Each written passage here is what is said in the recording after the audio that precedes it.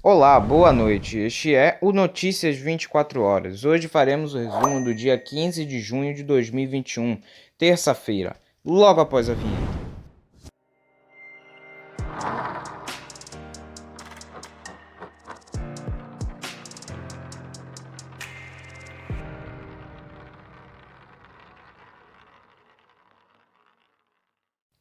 Bem, vamos começar o nosso resumo de notícias de hoje, mas já peço para você deixar o seu like, se inscrever no canal, compartilhar esse resumo de notícias para outras pessoas e também não deixar de ativar o sininho das notificações, porque assim você todo dia quando a gente postar os nossos vídeos, você já terá as notificações no seu celular.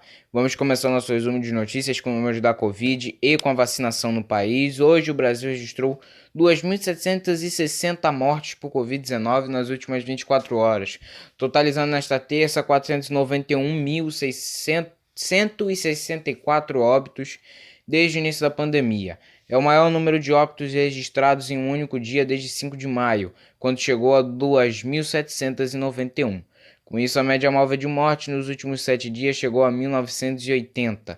Em comparação à média de 14 dias atrás, a variação foi de mais 6% e indica tendência de estabilidade nos óbitos decorrentes do vírus. Em casos confirmados, desde o começo da pandemia, 17.543.853 brasileiros já tiveram ou têm um novo coronavírus, com 82.992 desses confirmados no último dia. A média móvel de morte dos últimos 7 dias foi de 72.193 novos diagnósticos por dia. Isso representa uma variação de mais de 14% em relação aos casos registrados em 2 semanas, o que indica a tendência de estabilidade também nos diagnósticos. Hoje o Brasil aplicou mais de 80 milhões de vacinas, somando a primeira e a segunda dose dos imunizantes. De acordo com dados do consórcio de veículos de imprensa divulgado às 8 horas desta terça, foram 80.756.403 doses aplicadas no total desde o começo da vacinação em janeiro. A primeira dose foi aplicada em 56.913.618 pessoas, o que corresponde a 26,88% da população, quase 27%. Já a segunda dose foi aplicada em 23.842.785, o que dá 11,26% da população. De ontem para hoje, a primeira dose foi aplicada em 1.173.106 pessoas e a segunda dose em 100.097 pessoas, com um total de 1.273.203 doses aplicadas neste intervalo. Vamos já para outra notícia agora. A Polícia Civil encontrou nesta terça-feira o corpo do cantor Luiz Mar de Oliveira Damasceno, de 45 anos, que já estava desaparecido há 4 dias em Goiânia. Ele já fez dupla com o sertanejo Cristiano Araújo, que morreu há 6 anos em um acidente de carro. De acordo com a corporação, Luiz Mar foi encontrado morto em uma área de mata no Morro do Mendanha, a cerca de 6 quilômetros de onde ele morava e onde também a moto dele havia sido encontrada na última segunda-feira. Conforme a Polícia Civil, o corpo do sertanejo será encaminhado ao IML para a realização dos exames periciais, que devem apontar a causa da morte. O delegado Tiago Martimiano, responsável pelas investigações, informou que apura as circunstâncias da morte do cantor. Luiz Mar saiu de casa no residencial Serra Azul 2 na sexta-feira e sem levar o celular. Ele morava com os pais e uma tia.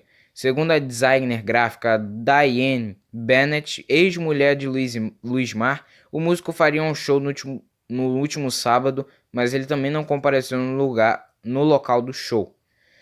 O ex-secretário de Saúde do Amazonas, Marcelo Campelo, foi alvejado por senadores governistas e oposicionistas durante depoimento nesta terça à CPI da Covid. O depoimento de Campelo foi o primeiro sobre a conduta de estados e municípios na pandemia. Até então, somente o governo federal tinha sido objeto das atividades da comissão. Em relação ao Amazonas, a CPI apura, entre outros pontos, o colapso na rede pública de saúde do estado no início do ano, com desabastecimento de oxigênio e a morte de pacientes por causa de falta do insumo. Durante a audiência, senadores que costumam tentar proteger dos ataques da oposição os depoentes ligados ao governo federal passaram a fazer duros questionamentos.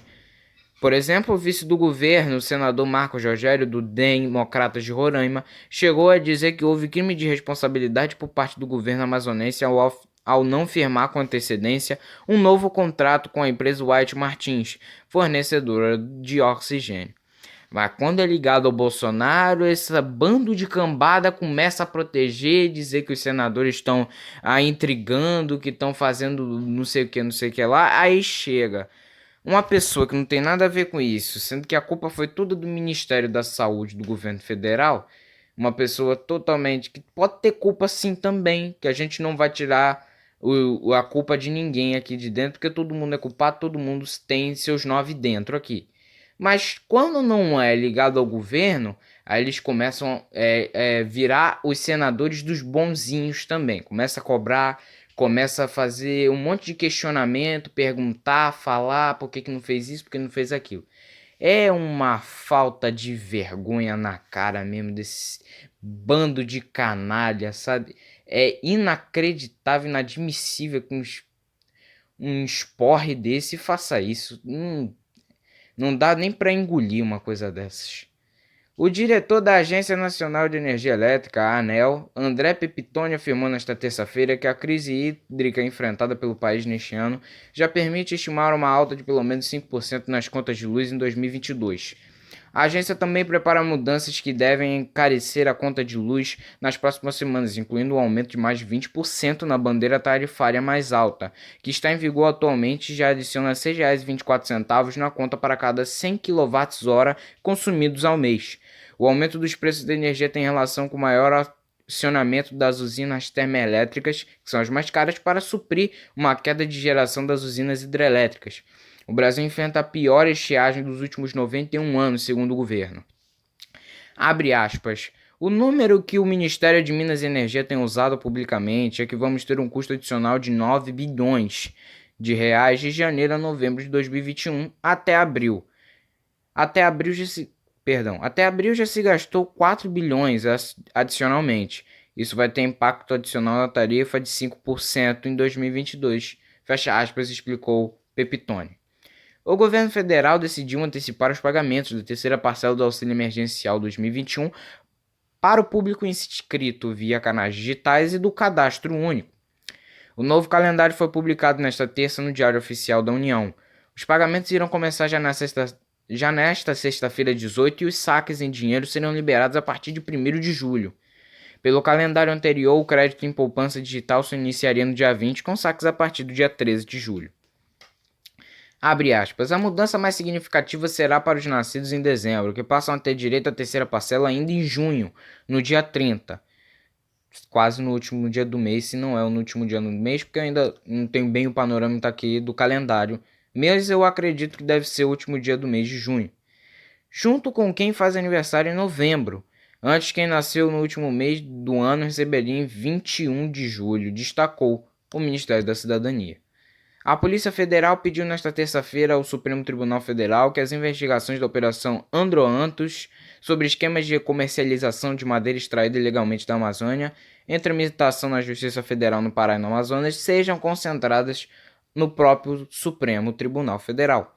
No fim do ano passado, mais de 200 mil metros cúbicos no valor de 130 milhões de reais de madeira foram apreendidos na Androantos, considerada a maior operação do gênero na história do país.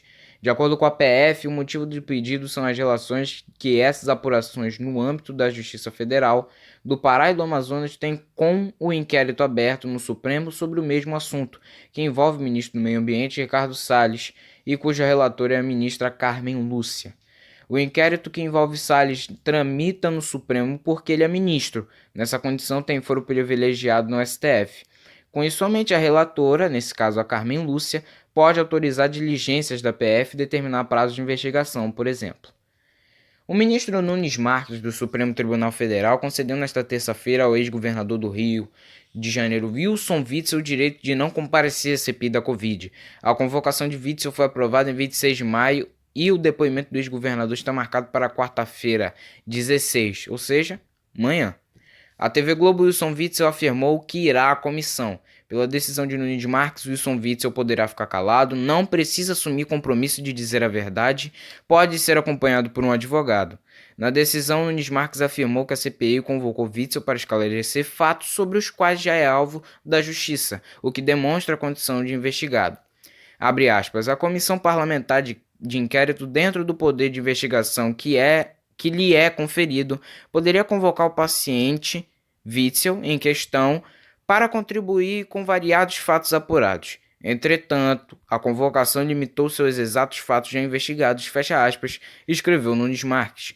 Assim, acrescentou o ministro, o fato de Witzel ser investigado impede a exigência do compromisso de dizer a verdade e lhe garante ainda o direito ao silêncio. A mesma coisa foi feita dando direito de silêncio para o Pazuello, e o Pazuello se complicou todo na comissão parlamentar de inquérito. Aí você já pode ter uma noção do que pode acontecer se o Witzel for para lá e acabar soltando algum podre, alguma besteira, né? Ele se comprometer e ainda comprometer os outros também. Um rapaz e uma jovem que aparecem em um vídeo discutindo com o professor de surf Matheus Ribeiro no Leblon, na zona sul do Rio, foram demitidos das empresas em que trabalhavam. Em um comentário nas redes sociais que pedia o posicionamento da empresa, uma rede de papelarias afirmou que o jovem foi demitido. O mesmo aconteceu com o espaço de danças onde a jovem dá aulas. No vídeo abaixo, que eu posso deixar aqui o link para vocês na descrição, vou deixar, melhor dizendo, o jovem questionou o Matheus se ele teria roubado a bicicleta elétrica de sua namorada. O roubo teria ocorrido poucos minutos antes.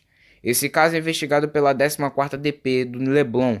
Matheus contou que estava esperando pela namorada na frente do Shopping Leblon, na Avenida Frânio de Melo Franco. De repente, um casal de jovens se aproximou dele e a menina perguntou: "Você pegou essa bike, não foi? Essa bike é minha." Ele negou e disse que mostrou fotos antigas dele com a mesma bicicleta. O professor de surf postou um vídeo nas redes sociais que teria sido feito depois de uma primeira discussão com o casal. O vídeo mostra Matheus e o namorado da jovem próximos um do outro, com este último segurando o cadeado da bicicleta da namorada. O vice-presidente da República, Milton Mourão, afirmou nesta terça-feira que sente falta de ser convidado para participar das reuniões de trabalho do presidente Jair Bolsonaro com os ministros do governo federal. Bolsonaro se reuniu nesta terça pela manhã com ministros para discutir ações do governo, compromisso que não constava na agenda do presidente. Ao chegar ao seu gabinete, Mourão foi perguntado por jornalistas se havia sido chamado para o encontro. Ele disse que não fui convidado. Indagado se sente falta de participar das reuniões, o que ocorria nos 2 primeiros anos do governo, Mourão admitiu que sim, e alegou que fica sem saber o que acontece na administração de Bolsonaro. Abre aspas, sim, sinto falta. A gente fica sem saber o que está acontecendo, disse. É importante que a gente saiba o que está acontecendo, né? Paciência, né? C'est la vie, como dizem os franceses. Em tradução livre, a frase significa é a vida. A Câmara dos Deputados aprovou nesta terça-feira um projeto que autoriza estabelecimentos que fabricam vacinas de uso veterinário a produzir o ingrediente farmacêutico ativo, IFA, e imunizantes contra a Covid-19. A proposta já tinha passado pelo Senado, mas agora voltará para avaliação dos senadores porque os deputados fizeram mudanças no conteúdo. A relatora Aline Sleutz, do PSL do Paraná, acolheu sugestões para mudar a redação de dispositivos e acrescentou um artigo para obrigar as instalações a terem processo de gerenciamento de risco necessário a fim de evitar contaminação cruzada. Conforme o texto, os estabelecimentos deverão cumprir todas as normas sanitárias e as exigências de biossegurança aplicadas a fábricas de vacinas usadas em seres humanos. A proposta também exige que as instalações dentro de uma mesma fábrica destinadas à produção, envasamento, etiquetagem, embalagem e armazenamento de produtos veterinários sejam fisicamente separadas das estruturas industriais voltadas ao consumo humano. Realmente, para não causar uma confusão, tumulto e aplicar até uma vacina de raiva de animais em algum ser humano, né? Não confundir doses de vacinas diferentes. As 2 mulheres que presenciaram os assassinatos de 4 pessoas por um policial militar em uma pizzaria de Porto Alegre prestaram depoimento à Polícia Civil nesta terça-feira, segundo o advogado que representa a família, Ismael Schmidt. O crime foi na madrugada de domingo, no dia 13, e o policial militar, que não teve identidade revelada, se apresentou à polícia logo após o crime e alegou legítima defesa. Ele foi liberado. As depoentes foram a viúva de Christian Lucena Terra Eliane da Silva Coimbra e a sobrinha dele, Yasmin Leal Terra, de 19 anos. Segundo o relato da defesa, Yasmin foi agredida pelo policial. Além de Christian, de 33 anos, seu irmão Cristiano Lucena Terra, de 38, o primo deles, Alisson Correia Lucena, de 28, e o sobrinho Alexander Terra Moraes, de 26, também morreram. A família contesta a versão de legítima defesa apresentada pelo policial e afirma que a residência da mãe de Christian e Cristiano foi invadida pelo PM na madrugada de domingo.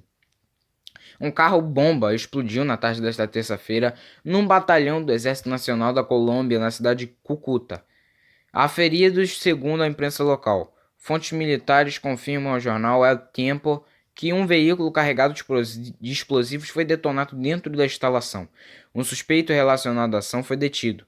O presidente Ivan Duque condenou um ataque à 30ª Brigada do Exército e instruiu o ministro da Defesa, Diego Molano, a ir à cidade fazer investigações para esclarecer esta lamentável situação, disse ele em rede social.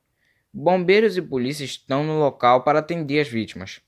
Meu filho conseguiu me ligar e gritar comigo. Eles nos atacaram, mãe. Eles nos atacaram, disse uma mãe de um soldado que estava dentro do batalhão ao jornal El Tiempo. No entanto, o jovem desligou e não deu mais detalhes. Bem, essas foram o resumo de notícias de hoje. Agradeço a todos os espectadores e ouvintes. Peço aqui mais uma vez no final do vídeo para você se inscrever no canal, ajudar essa comunidade a crescer, ampliar, fazer com que esse canal cresça, tenha mais visualizações no YouTube. Peço para você compartilhar também para outras pessoas ficarem bem informadas, saberem de tudo que está acontecendo no Brasil e no mundo. Deixe sua inscrição e também não se esqueça de ativar o sininho das notificações para receber as notificações dos nossos vídeos no seu celular. Mais uma vez agradeço a todos, meu obrigado, meu agradecimento a todos que estão se inscrevendo nesses últimos dias. O canal vem crescendo bastante nesses últimos dias. Eu falo assim de coração mesmo, agradeço muito a quem está contribuindo com esse trabalho que começou em abril. Tenha uma boa noite e até amanhã.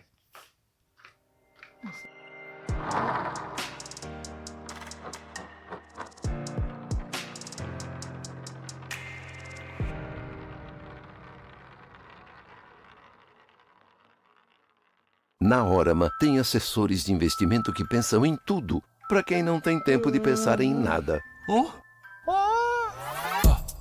Orama, pode contar.